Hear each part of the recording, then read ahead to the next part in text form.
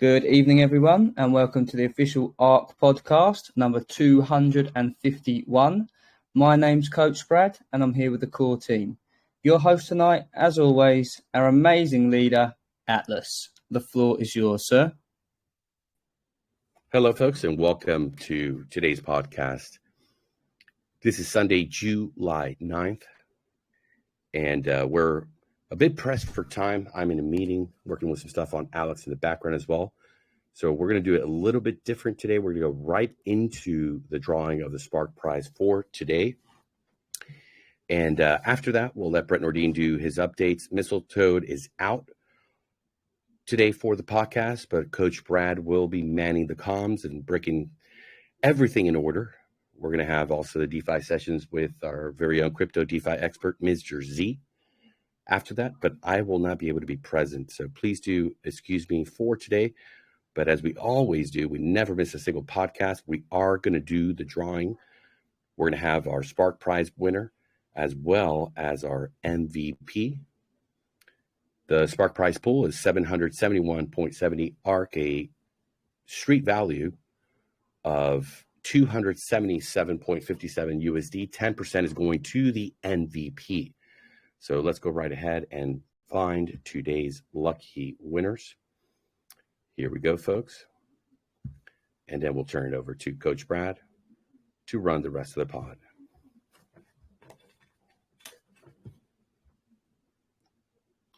See my screen, Coach Brad?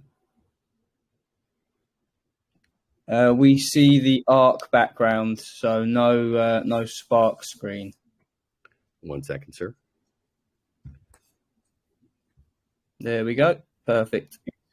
You see it? All right, perfect. Let's go ahead and release the beast for today.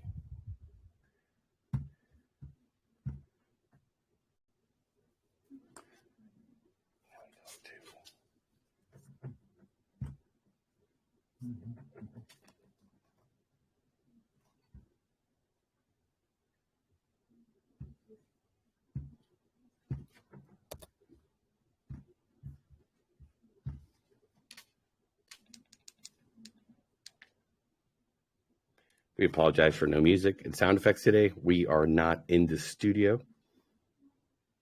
And there we go. Transaction processing. Let's see who's won the Spark Prize for today. Also, shout out to the MVP for today. They brought in over $2,600 in deposits into the system. And there we are, folks. Today's lucky winner of the Spark Prize, their wallet ends in E946. They've won 697.99 ARK. That's a 251.01 USD value. They won twice. The MVP, their wallet ends in CBDE, and they've taken in 77.55 ARK into the Nitro mode. Congratulations to the MVP, and congratulations also to our lucky Spark Prize winner. With that, we're going to turn it over to Mr. Brett Nordin for some updates, and I will be signing off, leaving it all in the hands of our great Coach Brad for the pod today. Thank you, folks. Thank you very much, sir. Yeah, and today, as you mentioned, Alex is working on some things in the back end. He did some upgrades on card recovery for the Air card. Some people were having some support issues in that they didn't receive their backup key for their card. And so he's implemented some extra steps to help that support process and be able to recover your key in case you lose your card. So yeah, just tweaking and improving and updating the Air card flow as we always do here, taking the feedback and then making some incremental improvements to that process. And we've gotten a great response on the Air card as well as the ramp. And we can see that the uses and people coming over and testing out and trying those cards, as well as the on ramp is increasing.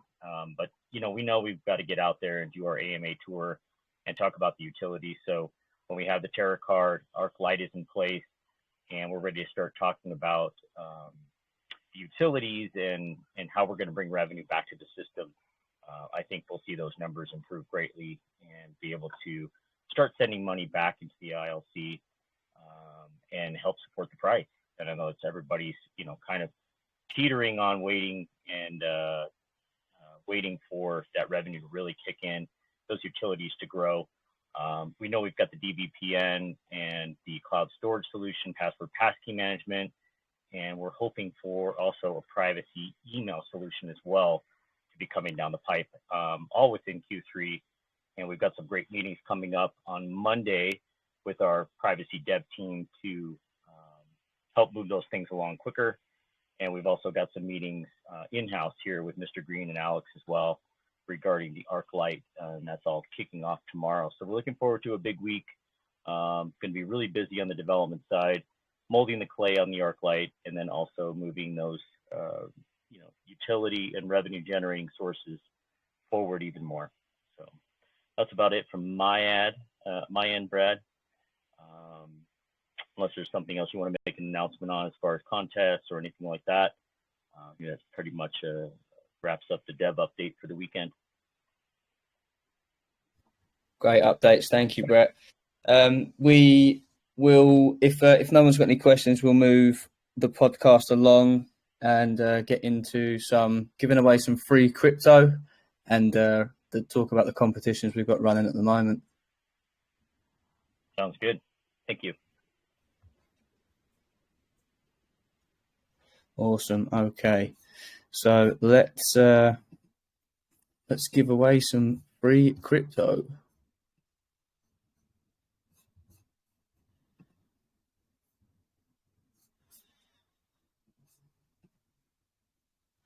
So this is the. Can you see my screen, Brett? Yes, I can. Looks good. Excellent. So this is the Wheel of the Toad. This is the all aboard giveaway that we do daily here on the podcast, giving away free ARK. And how you get involved in this is really quick, super, and simple. You just click on the Sweet Widget link, which is posted in the announcements channel, the main chat where it's pinned, and the contest and giveaway channel. All you do is click on that link and it takes you to a list of tasks. The tasks range from liking YouTube videos, commenting on YouTube videos, clapping Medium articles, and subscribing to YouTube channels. You complete the task list. It takes a few minutes and you get entered for a daily giveaway. So you do this every single day and your name gets put onto this lovely wheel. If your name gets spun, if we spin the wheel, and if it lands on your name, you get 50 to 100 BUSDs worth of ARK. Let me just close this door, sorry.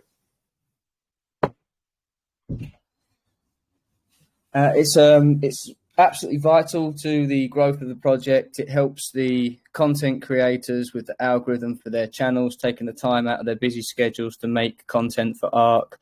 You get a chance to win free crypto, and it helps everybody on board because we are a community-driven project. And the more people that hear about the ARK, the more eyes we get on the project, the better it is for absolutely everybody.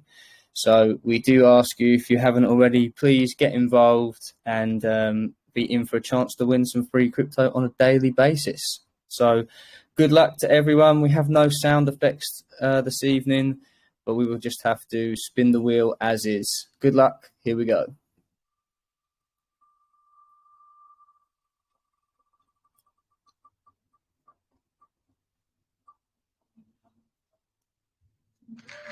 Congratulations. It's AK My Time, or Itake My Time. You have won $50 worth of ARK. Congratulations to you, and thank you very much. Hey, that's mine. I'm the winner. I take my time. This is my win number 6. Thank you. Wow. There you go. Fantastic. See, it pays to be involved. Absolutely brilliant. Fantastic. Yeah, great stuff. Excellent to see someone that's always contributing to win again 6 times. It pays to get involved. That is a total of $300 worth of ARK. That sorry, how do I pronounce your name? Itake My Time? Oh, this is Lillian, and that's I take my time. Oh, I take my time. I apologize. I read that completely wrong. I take my time. Yeah. It's okay. I jumped out of the hamster wheel last year. I retired. Oh, fantastic. Excellent. Excellent. Okay. So moving on, we have the shorts competition running at the moment, which we've seen some great response from the community.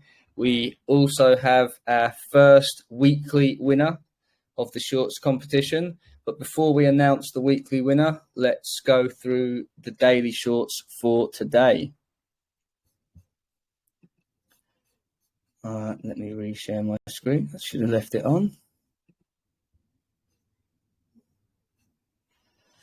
Okay, so we have 3 shorts for today, and they are from, we have one from Mr. Big, one from Selectomatic, and one from J Vanquish. So let's take a look at these shorts. They'll be up after the pod for you to go and vote on for tomorrow's winner. So the first one we have here, this is Mr. Big. Let's go. I apologize. I can't enlarge these because I don't have Facebook. This is unfortunately as big as I could get it, but this is Mr. Big. Here we go. What are you doing? It's Mr. Big. I'm in the race car, pace car. Gonna go fire it up. I've got to fire it up. Gonna go have it washed. Got a car show tomorrow. Just wanted to throw a quick little video out there for folks about our new ArkFi air card. You can on-ramp, download, and you can unload and upload all your crypto. It's real simple. It's a one-time card, and if you want any information, I'll leave a little link down below, and I hope you guys enjoy this little run with a Mustang. So let me get going here real quick. I'll try not to do a burnout, but it always sounds really good. So let me do it real quick. And remember, folks, give a little taste of what it sounds like. Woo! Remember, let's get that crypto. Hey, how's everybody? Fantastic, Mr. Biggs. In his Mustang, I believe, living the ARK life. Great stuff. The next one we have is Selectomatic. This one I can enlarge. Here we go. All the banks are broke. They're broke because we have a system called fractional reserve banking, which means that banks can lend money that they don't actually have. We have counterfeiting, sometimes called quantitative easing.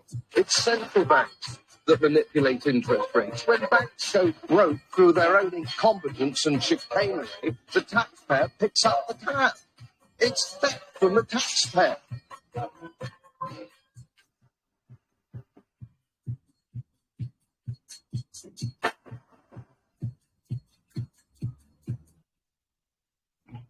Love that one.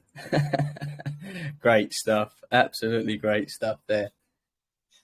And the third one we have is J Vanquish. And again, for some reason, I can't enlarge this. I've been sitting trying to, but I can't get it to go full screen. So maybe I'm missing something, but here we go. J Vanquish.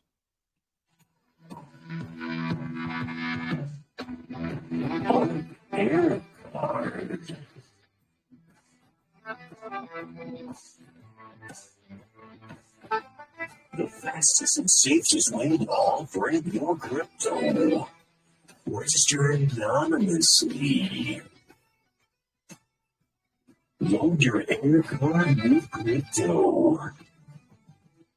Spend online or tap to pay at merchants. Call Samsung and Apple Pay. Walk NYC with 24/7 tech support. Get air cards today. Oh, yeah.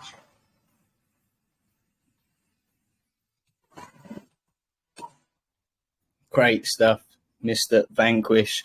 Always high quality, great with the editing. Great to see. So those are the 3 shorts for tomorrow. They will be they will be posted after the podcast for you to go and vote on, and we will announce the winner of that tomorrow.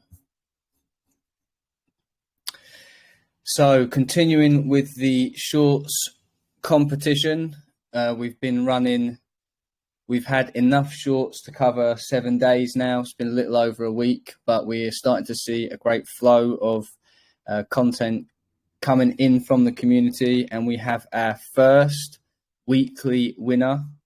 She has been a fantastic part of the community ever since she joined and is very deserving of the first weekly giveaway. AJMets, congratulations. You have won $100 worth of ArkFi. That is awesome. Thank you, everybody. I'm so excited. I never win anything, so this is this is terribly exciting. Well, you deserve it, madam. You've been fantastic ever since you joined, and I look forward to all of the content that you're going to create in the future. Great pillar of the community, and congratulations. You very much deserve it. Thank you so much. You are welcome. Okay, so moving on with the podcast, it's a little bit different today as we don't have Atlas with us, but moving into the DeFi sessions with our very own DeFi expert, Mr. Z. Welcome, sir. Happy Sunday, everybody. Hope everyone's doing well. My DMs have been full. I've just received about 7 DMs saying, "Where's Atlas?" Guys, don't worry about it. The team's here. I'm going to get into the DeFi sessions now. Just give me 1 second as I share my screen.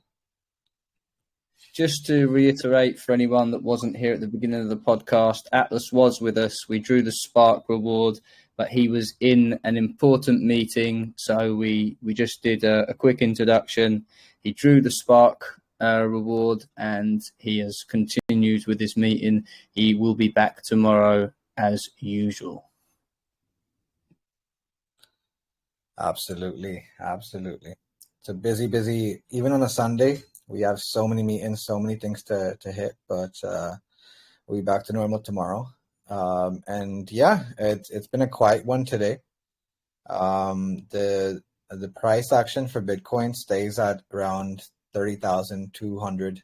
It was the last couple of days. It's been between 30,400 and 30,200. I think it's going to stay in this sort of, you can say, consolidation until it falls back down here. I don't see any sort of bullish move for Bitcoin to go any further. I might be wrong. I hope I'm always wrong if we do get to 35K or 32K Bitcoin. But according to the technical sides, I think we go back to 25 in the next week or so. So we'll keep you guys updated with that. Now in the news today, I think we talked about a few different things yesterday. We talked about Thread, the new sort of social media platform. It's as Elon Musk says, it's like Instagram minus the pictures. So we'll look into that. But before I get into that, I made a real key sort of definition in the past 3 months that this is one of the most important presidential rallies, and this is when sort of cryptocurrencies are going to be fully involved in politics. We can see it from what's happened with the SEC thus far. We talked about Coinbase's sort of case yesterday with the SEC giving a judge letter saying that Coinbase was aware of these things, and so that happens on the 15th of July, I believe. That comes to that conclusion. So we'll see what the judge has to say there. But the important things when I say politics, Robert F. Kennedy Jr. is one of those leading candidates right now in the American political arena for the Democrats, and something that we found out this week was prior to his Bitcoin sort of speech, when he was at the Bitcoin conference in Miami I think last month, we found out that he actually invested 250 grand into Bitcoin. So yeah, thus far, he's the one winning all the public polls, and he has a complete sort of devout agreement that I think cryptocurrencies, decentralized finance, is the way forward. So if you guys did watch that speech he made a whole statement around the trucker strike that took place in Canada and how all their banks were seized. So yeah, he's a really bullish candidate of Bitcoin. So he's been on all the great podcasts. He's talked great about the security around AI. He's talked about the sort of innovation that cryptocurrency has brought to the world. And so this was the statement that basically showed sort of Robert F. Kennedy's sort of movement. So thus far, he's only profited about $200 on it. But to the moon, you know, like to see a real candidate talk publicly about it. And he's getting real big backing from the tech companies. I mean, Jack Dorsey, the former CEO and co-founder of Twitter, has put is the latest person in Silicon Valley to back him. So yeah, that's the latest that we get. So wouldn't we love a presidential candidate that owns some Bitcoin? So that's the first thing I wanted to touch in the news. The next thing I want to touch in the news is exactly Thread, because Thread is a direct competitor of Instagram. I mean, of Twitter, and thus far in the last, you can say, last 7 days, it went from 1 million users to 100 million users. I think yesterday it crossed about 102 million overnight. So we've got the ticker and DeFi links if you guys want to check that out. But yeah, this has put sort of Elon Musk and Mark Zuckerberg on a different sort of debate, and basically what basically Elon has sort of replied with is pretty interesting. So he was on about so he talked about how Thread was a copycat to begin with, and then today he talked about something even more interesting. So he said this, right? Accurate assessment, Threads is just Instagram minus pics, which makes no sense given that thirst pics are the main reason people use that app. How many times have we read comments on Insta pics and wish there were more? Personally, never. So yeah, we're gonna hear much more from both of these guys. We're looking at how basically Threads launched itself and has 100 million users now. And yeah, the other thing to keep an eye out is Blue Sky, which is Jack Dorsey's social media application that sort of has a Bitcoin backing, and it has been downloaded 1 million times thus far. So we need real adoption. These are the kind of social medias that will sort of attain to us adopting on a bigger scale. So we talked about Twitter bringing in the wallet soon, where people will be able to purchase peer-to-peer Bitcoin and a bunch of different tokens. So social media has a big say in where we go with adoption and how cryptocurrencies go further. So let me see if I got anything more in the news. I think that covers it for today. I think we've covered all the main perspectives this week. Apart from that, I think we'll stay. As I said, like, this is not the time to be buying any of these sort of tokens right now. We have to see more sort of consolidation, and then when these prices hit lower, I think for me, like personally, Bitcoin needs to get back to this region here at 22K to really see a bullish engulfing pattern. So till then, we stay sideways. That concludes it for me, guys. Thank you so much. Happy Sunday.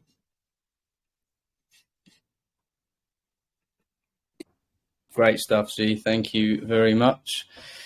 We won't be having the weekly residency from the Crypto Badgers. It is Sunday, but Max Power is still traveling, and he has some connection issues where he is in the world. So I'm not sure if we will see a video from those guys later in the week, or if we will just resume next Sunday, but they will not be with us this evening. So that pretty much wraps everything up. Do we have any questions or comments from anybody today regarding the podcast, the news? Hey, Brad. Hey. Z, thank you for the review. Wanted to ask you a couple thing about it. Appreciate your insight. I got an echo. Excuse me. Yeah, can you hear me? Yeah. Okay. Regards to Kennedy's, openness with the as a viable candidate actually to supporting Bitcoin at least. How do you see that? How do you see that colliding with the Federal Reserve's initiative to put out CBDC? He's against it. He thinks it's a slippery slope, right? "Quote unquote" that. But yet he does support that. He feels that they can coexist, or you think he's going to push it to backseat, or how do you see that playing out if he becomes a serious contender there? I think there's a long way to go for RFK to really be a candidate. I think there's a bunch of primaries he has to win, and he has to get the public vote. He's getting the public vote right now, but there's a lot to basically pass through right now for him. So I can't say, is he going to be influential? I mean, it's a great thing. I mean, we want to see candidates that are bullish, and I did mention that politics and crypto have collided multiple times this year. But I think right now we're in a state where America, like, I think the politics are divided around those things. You have sort of the neoliberals and the Democrat side that are like bringing more restrictions, and you can see what's happening with the SEC. But then there's this other side of sort of the island where you have folks like DeSantis and other sort of state members that are pro-bullish around crypto. But yeah, would I want a candidate that's invested in Bitcoin? Of course, who wouldn't? But there's a long way to go before we can see him as a serious contender. But he is winning public vote, I must say. Right. So it does seem like it's symbolic. We talked about before with DeSantis downplaying, not accepting CBDC in his state, even though they're going to get funding with that anyways. So they have no choice. But yeah, it's just it's a talking point, I feel, unless you can pinpoint in the future when this matures on what specific things are going to do to block it, because that's what the Federal Reserve do in the deep state actors that support it, that are pushing it for a long time. Okay, so and then regarding the Bitcoin chart you were sharing, the range there, it of course is range bound and it's in a bit of heat with momentum. What do you see needs to happen in the market? Some fundamental enabler to see this push through. From a momentum standpoint, on the monthly, it's bullish. But from a fundamental standpoint, I'm wondering what you think is needed in order to see that happen. We've already had, some stuff with BlackRock and with the filing. So, what do you see? Anything? What do you see needed for that to occur? I think we have to have clarity on how many times we have an interest rate hike. I think that's a really strong point. I think thus far, the reason why it's bullish and the reason why people are buying it is because they kind of froze it for the past 2 months. But there are still sort of big possibilities that we might see 2 more interest rate hikes. We have that. We have more geopolitical issues with sort of Russia and Ukraine, and it's starting to hit Europe a little bit.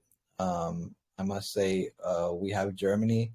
That buys a bunch of supplies of gas and from Russia. So we're having sort of that sort of build up. Then we also have the Taiwan and China issues. I think these are the 3-4 main factors that are keeping people from really buying tokens right now, or taking riskier assets, or investing in fintech right now. I think there's a bunch of things that need to basically settle, and we'll see. I have high hopes that crypto is the way forward when it comes to adoption. but we are in a geopolitical turmoil. So we'll see how this all builds up. Hope that answers the question. Sure, it's very foggy and it seems like it's a while. But then again, we're going to get to halving not too long. And then finally, I sent a link.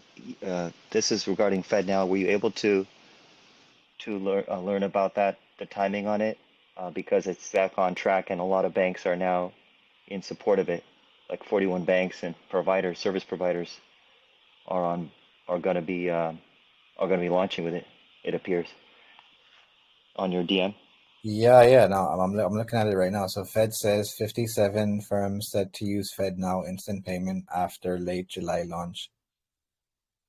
The way I see it, man, like when it comes to FedCoin or any of these sort of CBDCs, the way IMF sort of introduced their sub wallet was pretty interesting.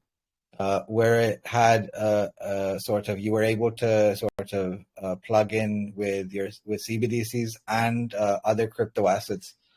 So I think slowly but surely, even if FedNow comes out as an instant payment system, I still believe there's so much more to happen. And I think, fortunately for us, DeFi does have a stronghold. We do have decentralized wallets, and Ethereum is decentralized, and I don't think that's changing for a while.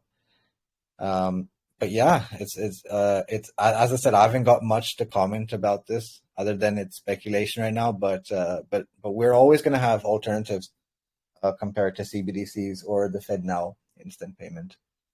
But I will do some more research. It's something I do take seriously. Thank you, man. Thanks. If I may, last thing regarding overall trend. We have about, if you agree, 200 million, maybe 200 million wallets, Bitcoin wallets now. Would you agree with that? I think 106 million owners. I think above. I think you can say there's about 200 million Bitcoin, but I think the majority of them are just wallets that hold, I think, under $1,000 or under $500. But there are some big whales, and of course, and yeah. What I was gonna comment is and ask your feeling. We're in going into the fourth cycle, and the third for ETH. So people are aware, and there's not a huge amount of runway for people with buying power to uptake, aside from 401ks like that, which the ETFs want to enable. So I'm wondering, do you see diminishing returns with each cycle? Do you think that it's possible that this could be that again? I'm going to phrase it. This could be firstly front run and much more underwhelming returns because there's not a whole lot more uptake for the adoption, right? Do you see like something like 10x the number? I mean, do you really see the ability for this to really break through? Like, they was talking about huge numbers with bets before, but like beyond 100K, like it seems as though it's limited because of uptake and adoption is already there. Like there's laggers now. There's really laggers now because 89% of Americans heard of Bitcoin already, up till now. So how do you like the next thing was only be institutional and government sort of and allowing it, right, with these funds.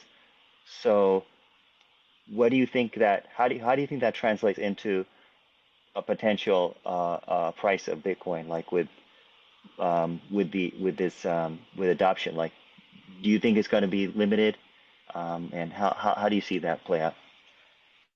Oh, man, when we say adoption, I would love crypto to take the kind of adoption that the Thread app has taken. I mean, the Thread app in the past, you can say 7 days, had people have the one-click solution of moving their Instagram account onto Thread with a single click and subscribe. For adoption of crypto to happen, Bitcoin in a slow transactional process needs to see a bunch of updates. So we need to see more ordinals updates. We need to see a more Lightning Network layer there. Ethereum, I kind of covered yesterday. And if you sort of cover, if you saw that, you would see that I was talking about their next update. And their next update really brings adoption to a different level, because then sort of Ethereum can, I think after that update, I think Ethereum can take up to 100,000 transactions per second. That's the kind of level that we need to see adoption. We need faster transactions, and we need lower gas fee. So I think after the next Ethereum update, we might see much more adoption. But overall, to see 100K Bitcoin, we need to, I think, CZ was asked the same question in the last couple of days. I think it was a Twitter space or it was an interview. So he was pretty vocal about it. So he said something really interesting. He goes, usually after the Bitcoin halving, the year after the halving, we see real bullish moves, and that's been the case the last couple of times. We've seen Bitcoin go from the 30K region to 60K region twice with halvings. So we'll see. We'll keep optimistic, but it is a big year. There's so many different factors. I mean, for adoption to happen, you need to see how this election flows out. You have to see if crypto assets are going to be classified as a security. That's another big thing that's upcoming for XRP and the SEC filing there. The SEC are going to have a busy 4 or 5 months now. They have they've tackled Binance, Coinbase, XRP, and a bunch of other sort of exchanges. So we'll see how that settles out. But I also have this sort of, I'm not saying it's the way forward, but maybe if securities is not the sort of classification, and we do have it be classified as a commodity or a crypto asset, maybe that sort of starts a real pump in the market. So yeah, as I said, like, I don't want to comment much on it, that there's so much more to happen. But I hope that sort of answers the question. Yeah, thank you. It's a general question, but to be more specific, you look at 401k plans. The idea is to have a percentage of those to be buying into, the 60 million roughly active members. We already have 20% Americans in Bitcoin. Okay, so what is that, 50 mil? So 50 M people, and then you have 60 million participants in 401k. They want to push those 401ks into getting exposure into Bitcoin, right? So what kind of dent will that put in terms of volume? Will that will double that? Let's say at best double the uptake. So you can no more than say, based on Metcalf, 3x or so the price. So you're not looking at a huge multiplier. Doesn't look like, even at a best case. You see where you see what I mean? At current circumstances, yeah, I do agree with what you're saying there. But as I said, there's so many factors to kind of take in. I mean, Fidelity and BlackRock ETFs have been refiled. That's another thing I want to see, because if Fidelity basically has its ETF approved, that means I think Fidelity has, I think, in the millions, tens of millions of sort of investors. So we'll see how that sort of plays out. But yeah, I'd like folks to be able to have some Bitcoin in their retirement fund. And maybe in 3-4 years, we might see them having a 3-4x on their investment. So yeah, there's, as I said, Neto, it's speculatory. I don't like to talk about speculation until I have like a bit more evidence. So we'll see how this all plays out. Yeah, that's fair. Thank you. It's a general question. It just seems like there's becoming greatest case for the store of value in the future, because the returns will be diminished. So all these tens of millions potentially of investors who are parking into 401k through their 401ks will become essentially store of value, just like having additional diversification, inflation hedge, or whatever the story they may have fund managers suggest, or plan coordinators push on, to get that. But ultimately, it's not going to be it's not lucrative. Like the front door, there was a back door, and then there's a side door, and then there's the front door. The front door is not lucrative. because the depreciation already happened. We're lagging. They're laggers now. That's how I see it. So without even speculating, it just looks diminished. I just was curious your thought, but unless there's some kind of earth-shattering thing and collapses, major things, yes, we can't judge on adoption. So we'll be covering that in the future. Absolutely, absolutely, man. But Neto, thank you for your opinions. But I think we should conclude the podcast now. Thank you, guys. Yeah, yeah, great questions, Neto. Important stuff, and thank you, Z. Another very informative and a very important DeFi session there, going out to the community. Great stuff. So, keeping in line with the shortened times for the podcast, we're going to conclude it here. We'll hang around after for some Q&A, but I want to thank everybody for coming out to the podcast, spending your time here with the ARK family on a Sunday. Atlas will be back tomorrow to resume the regular scheduled programming. And thank you, everybody, for listening at a later date, whether it be on YouTube or through the Telegram. Thank you very much, everyone. Take care, and we will see you tomorrow.